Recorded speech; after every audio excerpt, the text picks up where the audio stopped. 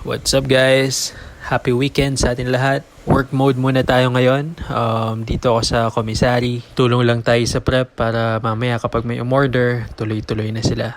Kami talaga lagi nagkakat ng meat namin dito para nakukuha namin yung desired na nipis nung karne. Maghiwa na rin tayo ng mga prep na gulay para sa pansit. Then pagkatapos niyan, kailangan natin isa lang tong mani. Meron tayong regular mani, yung may balat, at saka itong hubad.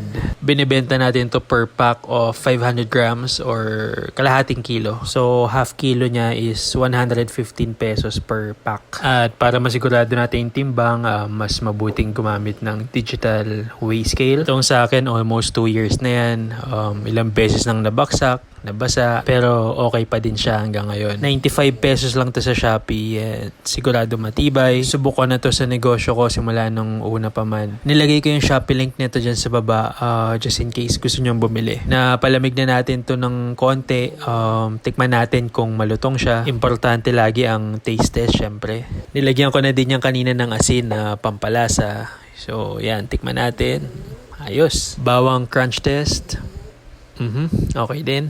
Well, ubusin na natin to agad para makabalik tayo sa trabaho. Isang subo para sa inyo lahat. Sarap to, no? Pag may ice cold pilsen. Punta tayo sa taas. Kuha tayo ng extra chopping board. Itong lugar natin dito, itong commissary, temporary place lang natin to hanggang makahanap tayo ng physical store. Due to pandemic kasi, nagsara yung pwesto natin noon. Kaya ito, back to zero tayo ngayon. Sakto may umorder ng pansit, bilao con lechon. Ito yung good for 6 na bilao natin. Meron din naman tayo nung pansit con lechon na nasa plastic lang. Ayan yung budget meal na pansit con lechon natin. Good for 6 packs din yan. 180 pesos lang. Same quality lang din naman yan nung bilao natin. Ang pinagkaiba lang ito, medyo konti yung gulay at mas konti yung lechon kawali. Less expense din sa bilao kaya mas mura siya. So ayan yung ating 180 pesos na pansit con lechon. Good for 6 packs yan. Na-pack na natin. After nyan, ready to deliver na. Pagdating sa bahay, nagpicture tayo nitong headbands crunchy natin para ma-post natin sa Shopee. Gamit natin tong manikin para mas presentable tignan.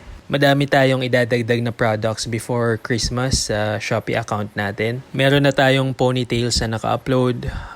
Tapos itong scrunchy headband.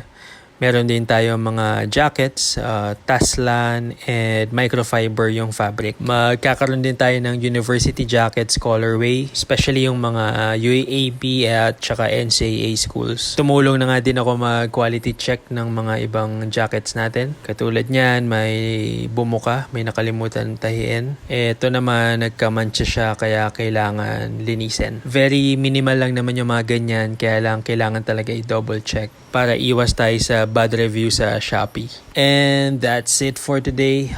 Lalaruin ko na muna tong mga doggies natin. Bakasyon na ng mga bata from school. So I hope you guys enjoy the weekend. Ingat sa mga malalayong biyahe. I'll see you guys tomorrow.